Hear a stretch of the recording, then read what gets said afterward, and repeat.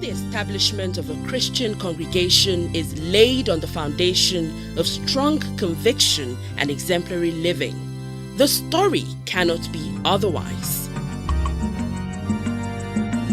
Oh, yes, in the presence of the Lord, I will bring my gifts in thanksgiving and love.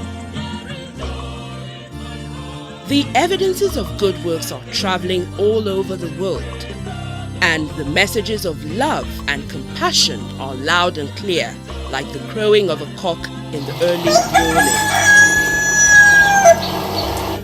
This is celebrating the Silver Jubilee of the Oblates of St. Joseph congregation in Nigeria. We thank God for the journeys we've made so far, having to do some of these little works we are doing.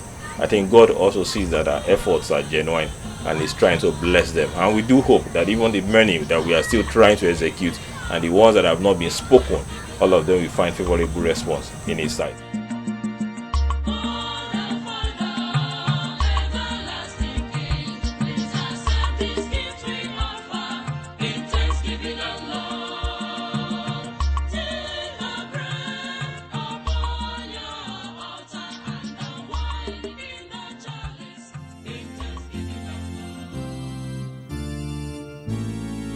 Turin is a city located in the northern part of Italy, where the story actually began.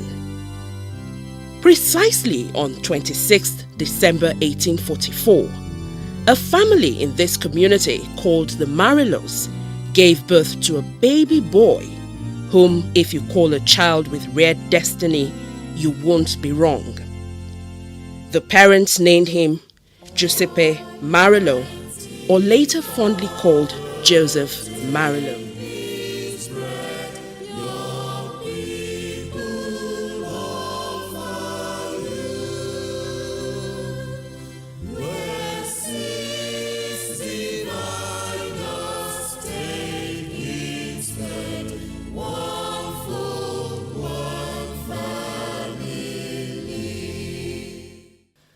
From his early days, Joseph was the kind of person whose altruistic nature was outstanding. He responded quickly to the needs of others around him, giving away his food to the hungry and his bed to the homeless. Also, he was very faithful in his religious duties as an altar boy in a nearby Catholic church where he worshipped. It was around this time that Joseph began to realize he was being called into Catholic priesthood, so he consequently enrolled for seminary studies. Throughout his study time and after he had been ordained a priest, Father Joseph Marilo never forgot about the needs of the poor around him. As a matter of fact, his compassion became overwhelming that he set up a group of like-minded young men that he called the Company of St. Joseph, with primary objectives which included taking care of the elderly people with disability and the orphans.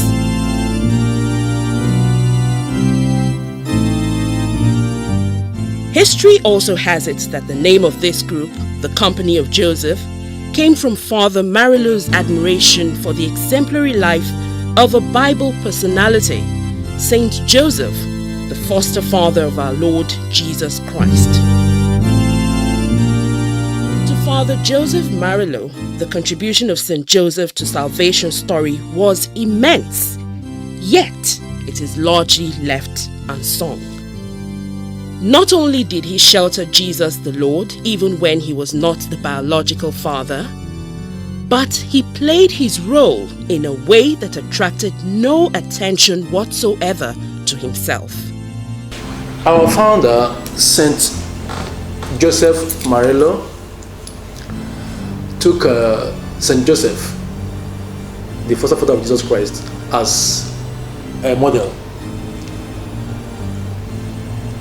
And for him, God saw something wonderful in this man, this humble carpenter.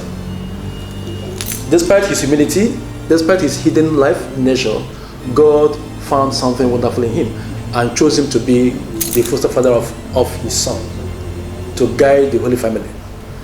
So our founder now believed that God sees more than we see. The world see affluence, the world see wealth, the world see power, but God sees the heart.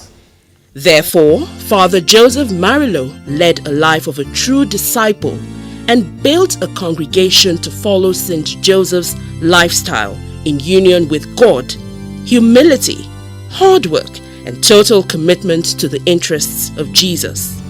It was from his own experience of Jesus, experience of God, that he wanted to found the congregation. In order to take care of the interests of Jesus, to serve the interests of Jesus, as Saint Joseph did. Few years later, the congregation's name was changed to the Oblates of St. Joseph, as it remains till date. So the interest of the youth was in the heart of our founder. Therefore, it was the primary, apostolate of the Oblates of St. Joseph is religious education of the youth, so that the youth will come back to God. Therefore, when it was founded, the Oblates continued to grow in that spirit, and he wanted the Oblates to live in the spirit of St. Joseph, that the spirit of hard work, the spirit of taking care for the interests of Jesus. And what is the interest of Jesus, if not for the salvation of humanity? So Oblate is after the salvation of souls. And that's why Oblates, we walk in places that is more rejected area, where people don't go. That's what our founder told us. The areas where the diocesan priests may not want to go, the Oblates should go there to evangelize. So Oblates since 1878 has continued to grow. The supreme aim of founding the congregation is not just founding for the sake of fun, but there must be underlying reason of going into founding the congregation. Like us, Oblates of St. Joseph, we are unique in a simple life, as I said earlier, and also in our way of doing things, in our own little style, in our own way. So, but every congregation, of course, have the same master. We share this from one master, Jesus, of course, but in a diverse way, in a different way, coming to a meeting point whereby you can say Oblates of St. Joseph is unique in their lifestyle, in their apostolate, in their charism. Because in the church, you cannot have a congregation that have the same style, the same charism, the same apostolate. They must be unique in their own style. Sadly, Bishop Joseph Marilow died on May 30, 1895, at the age of 51. But his legacy has continued to live even 120 years after his death. Where we are a vibrant church, we're active, and we're truly united. And this has actually come from the fact that we belong to a community that has radiated their values, their core values, to the way we carry out things. And that's basically the Oblates of St. Joseph, and basically most of our priests have really incorporated or inculcated those kind of values that have affected the church positively.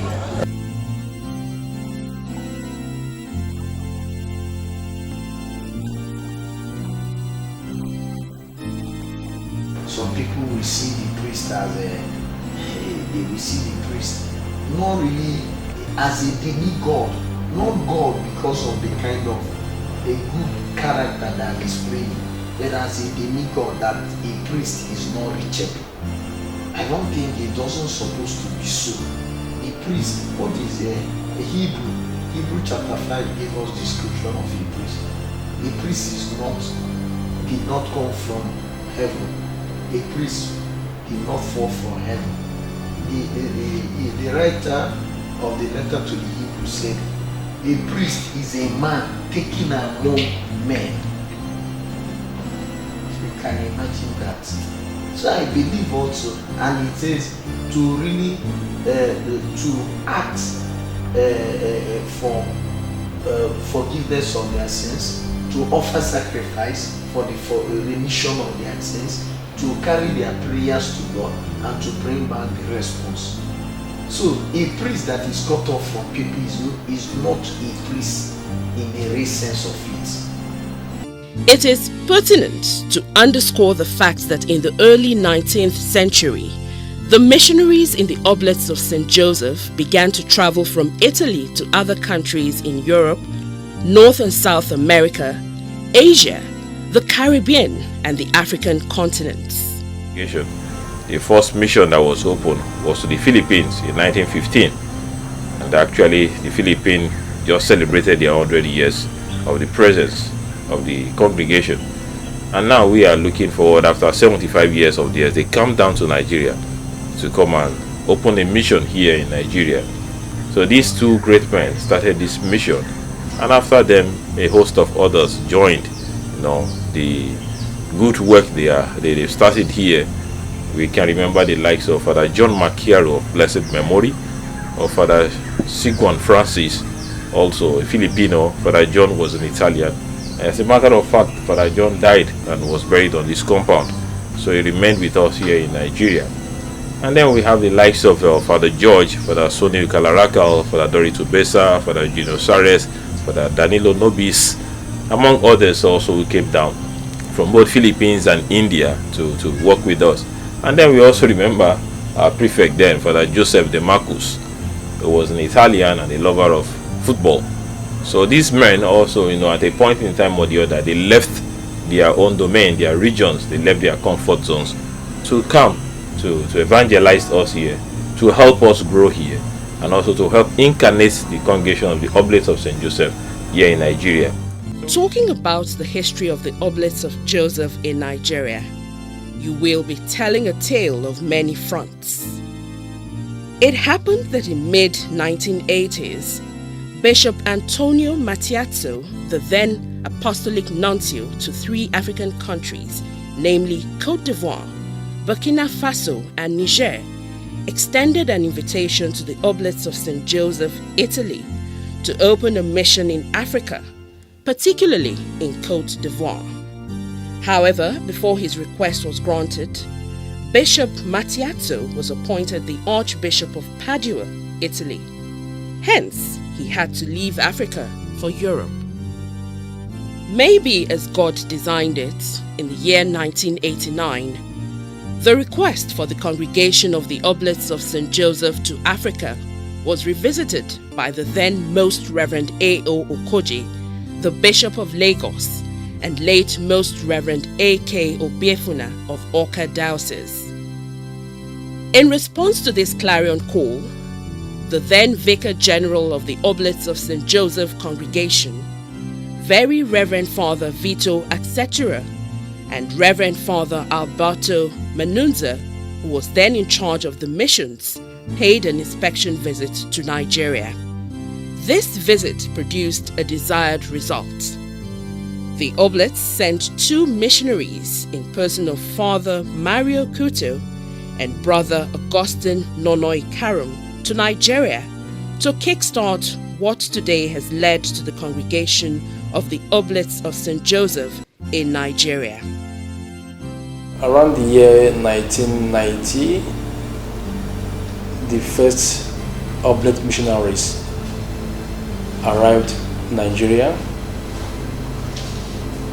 under the invitation of our Cardinal Archbishop Emeritus, Anthony Olubumi Okoje. So they arrived in Nigeria, and the Archbishop then, Okoje, assigned them to a parish. As soon as these missionaries arrived in Lagos, they started to work in St. Michael's Parish, Lafiaji, Lagos. 3 years later, the news of their good works and dedicated services got to the Archbishop, who consequently demanded their transfer to the Holy Cross Cathedral, Lagos, where their services would impact a larger congregation.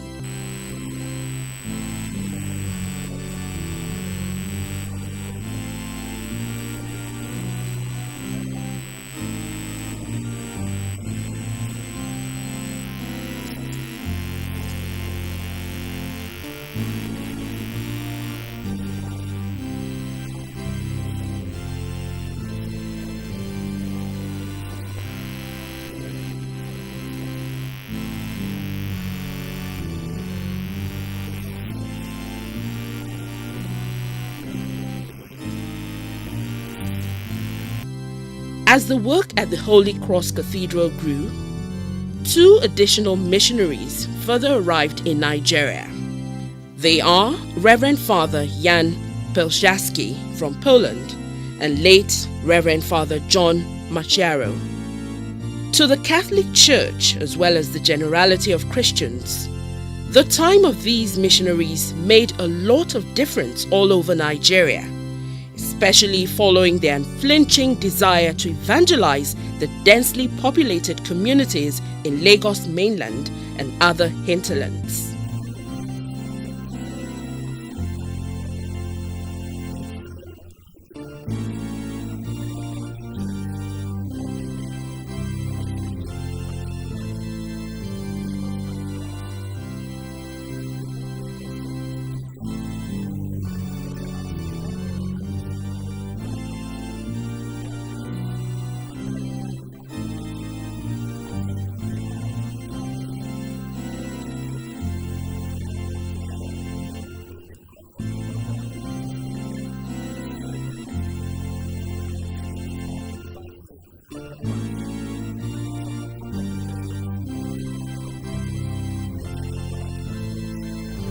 The Archbishop was impressed by the performance of the first Oblate missionaries in Nigeria, and he now called him to come and stay with him, to work with him in the cathedral, Holy Cross Cathedral.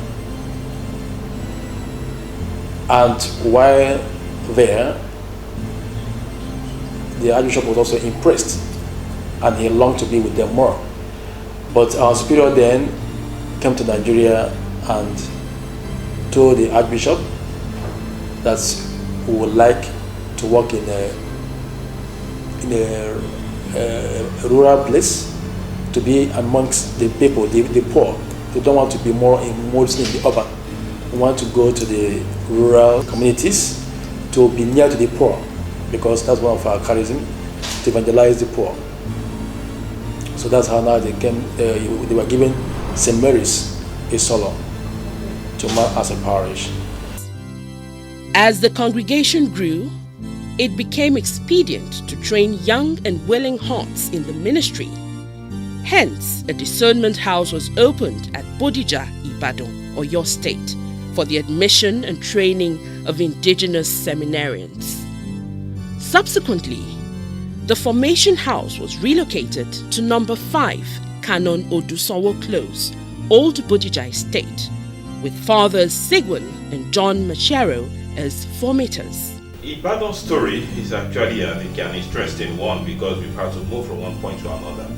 And as far as history has it, for what I know, is that the whole story started from Bodija, the house directly opposite the Church of Ascension, where our brothers, Father Sigwan and Father Machiaro, actually started, the formation of our brothers. And after some years, they had to move to Canon Odusowo Street number 5, where actually I did my novitiate. So that formation house began officially in the year 1993. So I happen to be among the pioneers that were admitted. About 250 people applied to enter, but only 12 were taken to represent 12 apostles. I encountered the congregation of the Oblates of St. Joseph 2009 in a magazine called The Ambassador. In that magazine, I saw myriads of names of congregations, just as the elder mentioned, the Dominicans, the Carmelites, and so on and so forth. Therein also I saw the Oblates of St. Joseph, and there was this inscription that caught my attention. Though I might not be able to quote it verbatim, but it says that one who wants to embrace the calling of becoming a priest or a brother, that the Oblates of St. Joseph is available to help such a person discern his or her vocation. This was the caption that captured my attention, and with that, I was able to write to the congregation of the Oblates of St. Joseph. At the minor seminary, which is a training ground for the priesthood at that level, I lost my interest again. My interest now grew to become a missionary, because it was then I discovered that priesthood has types, those who are missionaries, those who are for the diocese. So my interest grew to become a missionary. Then becoming a missionary, I never knew that there are other types or other stages of priesthood: the society of apostolic life, the religious, and those who are pure missionaries. It was when I got admission into the Oblates of St. Joseph that I later realized, okay, to be a religious, not even a missionary that I had as a childhood ambition.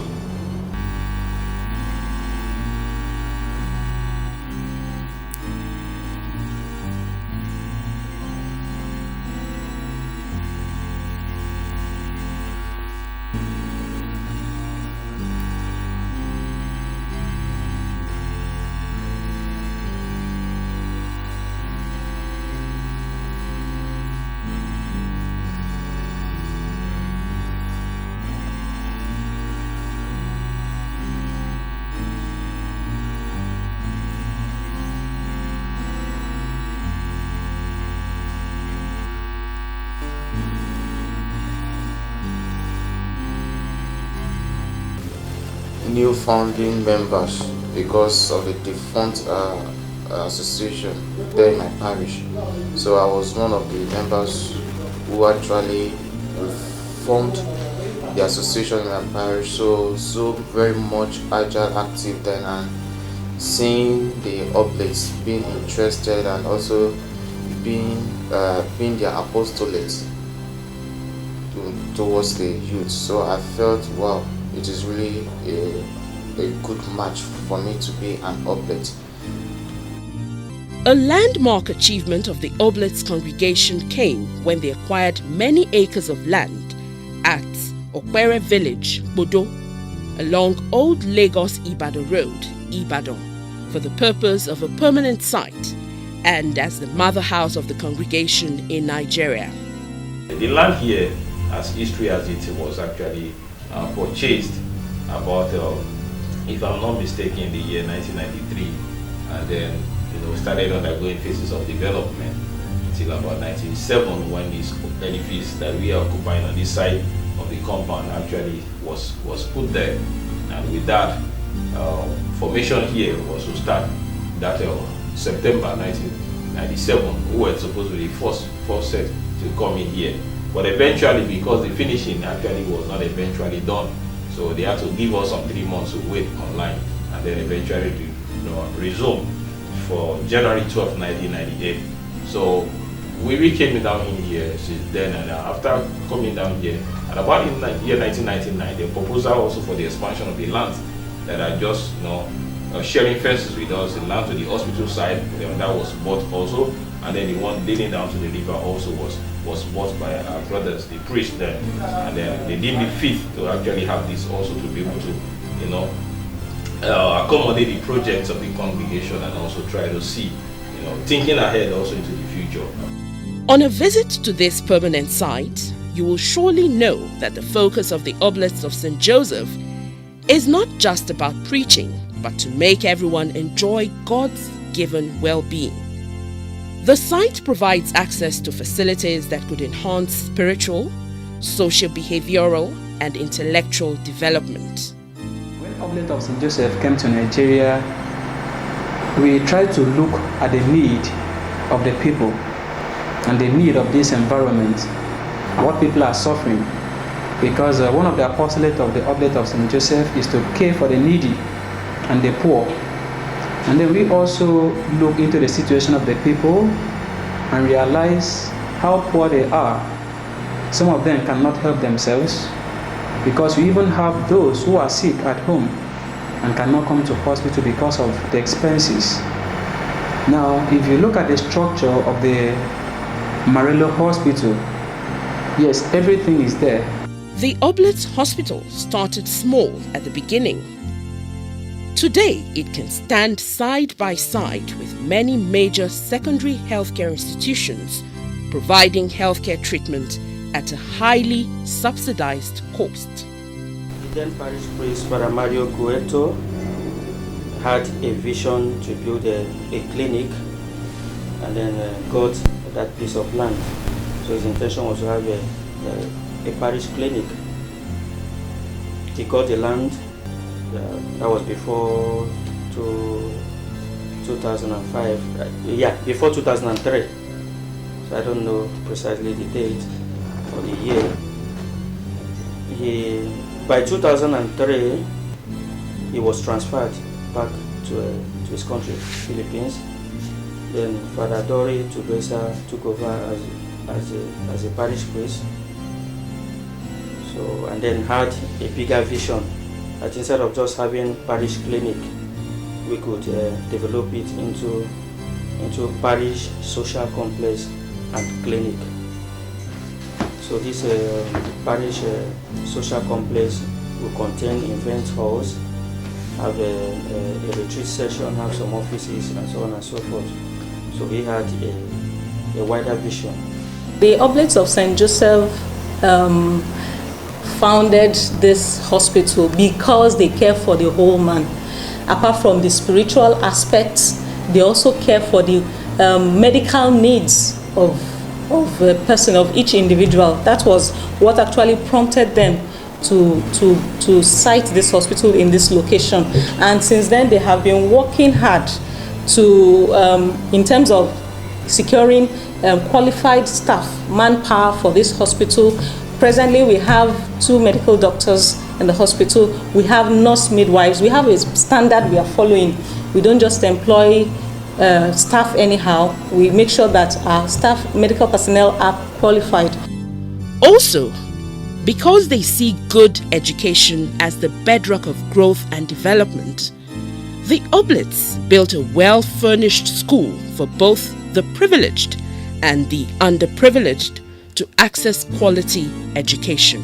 Their mindset is to make sure that children are trained in the way of the Lord, academically, spiritually, and materially, how they'll be able to manage themselves as a human being.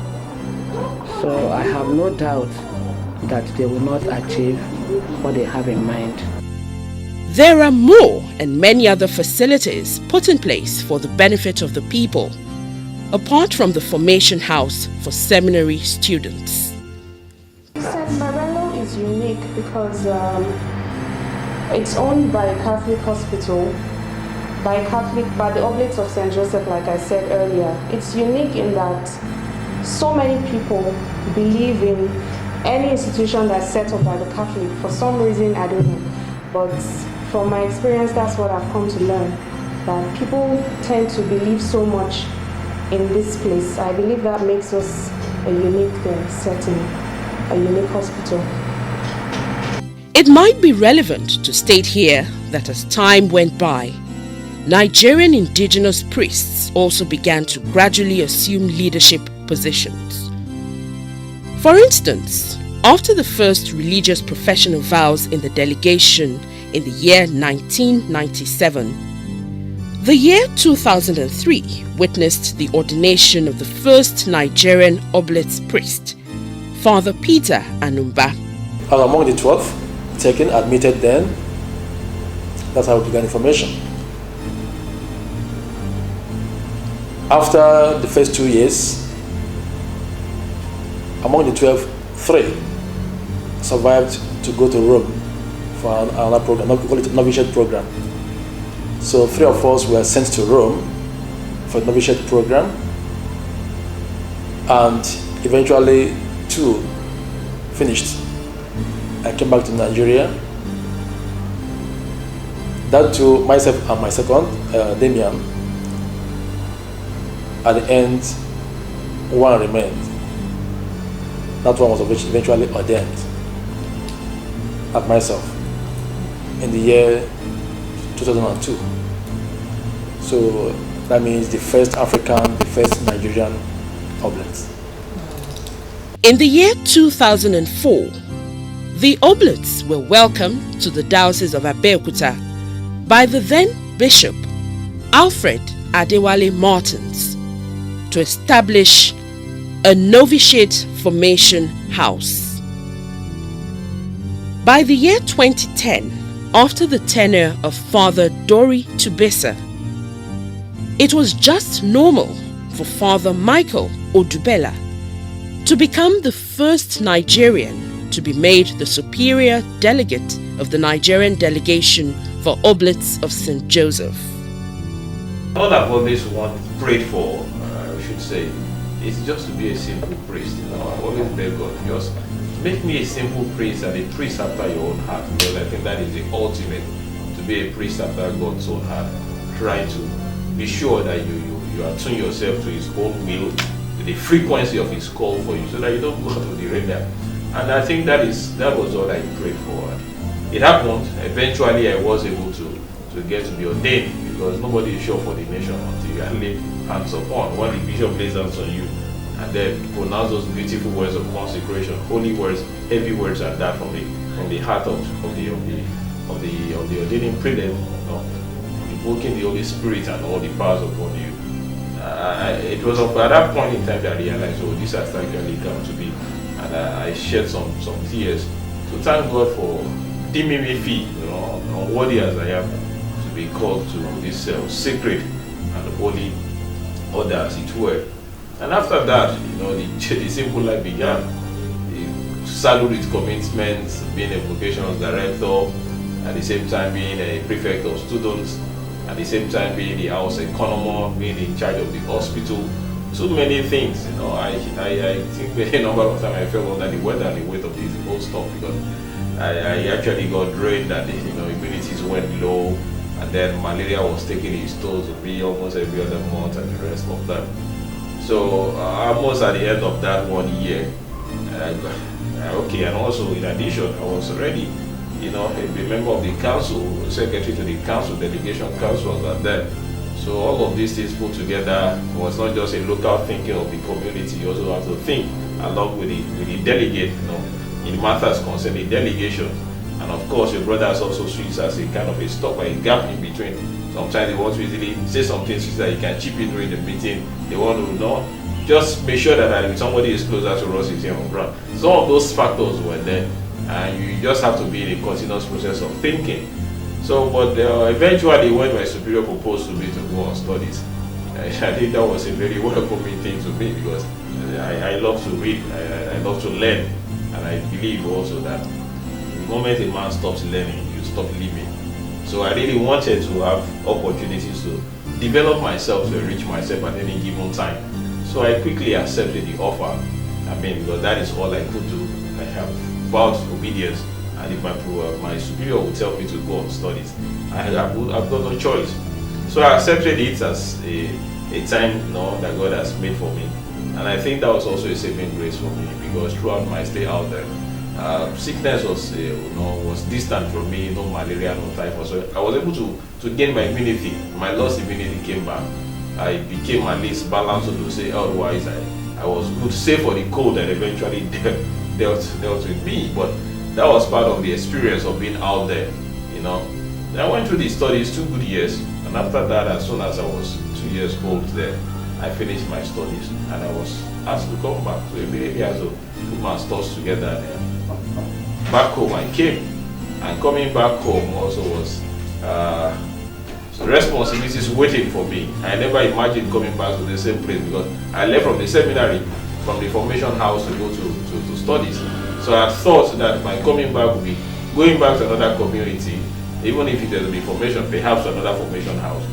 But to my greatest surprise, I was brought back to the same house I left, and then given a chunk of responsibility there to be the rector of the house, which was quite very heavy in my imagination, with a crop of students all over the place. And then I just had to go to God and tell him, hey, come on, this is becoming very deep, very high here. And then I started it all, with God, with our mother, with St. Joseph. The work started.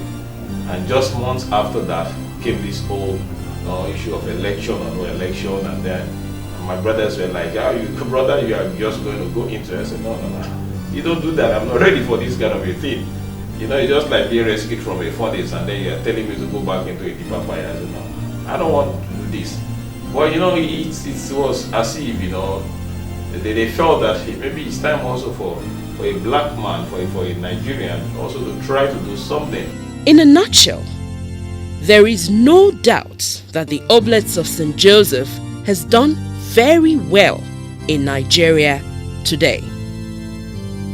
With the solid foundation laid by Oblate missionaries, a formidable platform already exists for others to build on.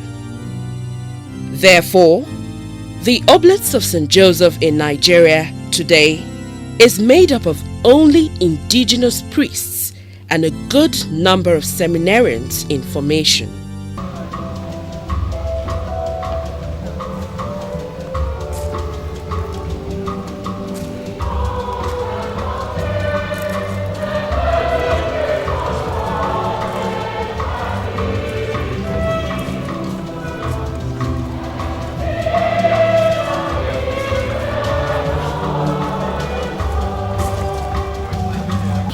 When I attended St. Mary's Catholic Church, I saw a different phase of priesthood entirely, because out there at home I had stayed with some diocesan priests. I saw something different about priesthood, but when I came to St. Mary, it was a different ball game. I saw a certain priest, one Father Mario Coeto, who made who gave me a different idea of priesthood. That in priesthood you could mingle with people, you could go close to people. That outside the spiritual life, there is also a social life. Then the way he displayed it was quite very interesting. Then I picked up the interest more, and I wanted to know much about this congregation. Then later after that, writing WAEC and going through other phases, I came across this very name, Oblates of St. Joseph, in ambassador calendar. And in that ambassador calendar, I remember very well, the priest I met in St. Mary's Isolo, Father Mario Coeto, is an Oblate priest. And as such, I had to apply to the Oblate. And as soon as I applied, they took me. When they took me, I followed from that very day till now, 2003. I joined the Oblates in 2003 with some young men. I still have one of them very close to me, and some are already ahead of me. Forget the ups and downs that must have happened at the stages, different stages of formation. I joined them in 2003, and today I'm already counting weeks to be ordained a priest.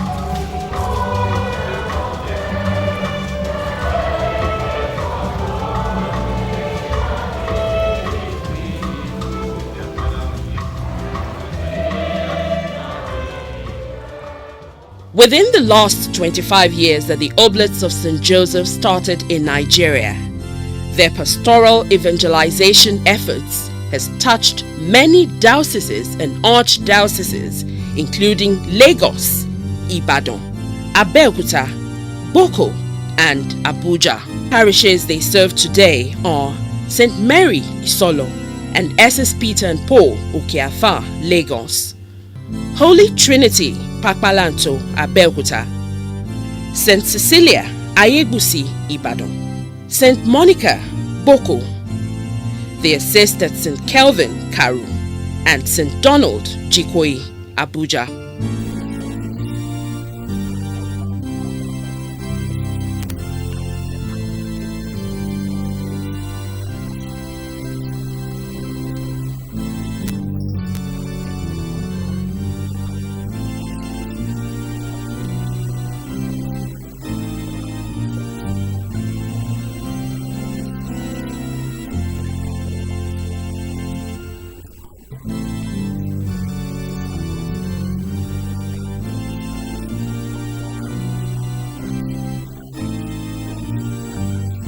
Altogether, the Oblates of St. Joseph are composed of 31 perpetually professed members, 18 temporary professed brothers, 7 novices, and 30 seminarians in postulancy, aspirancy, and orientandi stages of formation. Looking back at the last 25 years, this congregation has a lot of thanks to offer to God.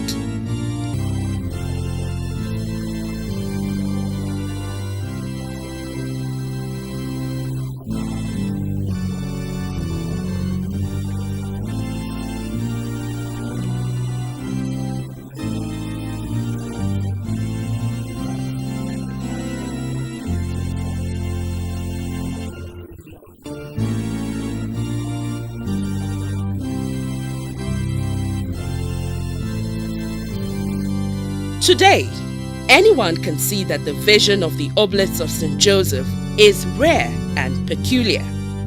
It is a congregation where everyone is equal, as it was in the early church when the apostles had everything in common.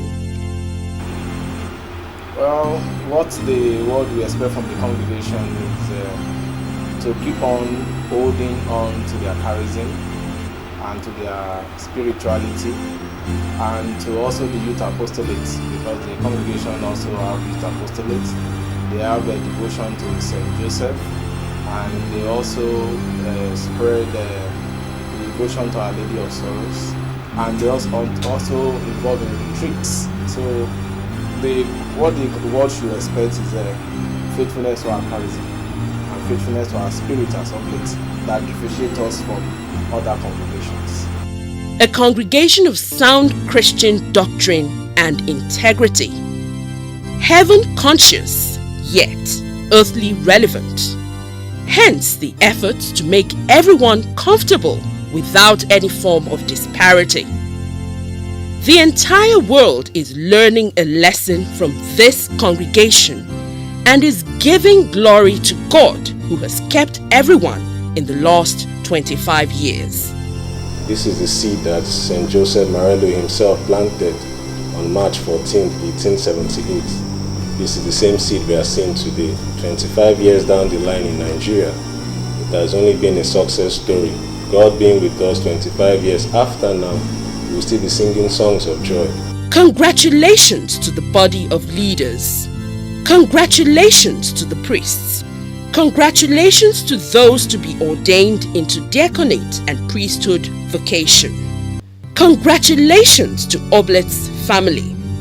At this time, it is needed for us to know that we all have a part to play so as to keep the vision and the mission of our Father, the founder of the congregation, alive and continue to imitate the Holy Family of Nazareth.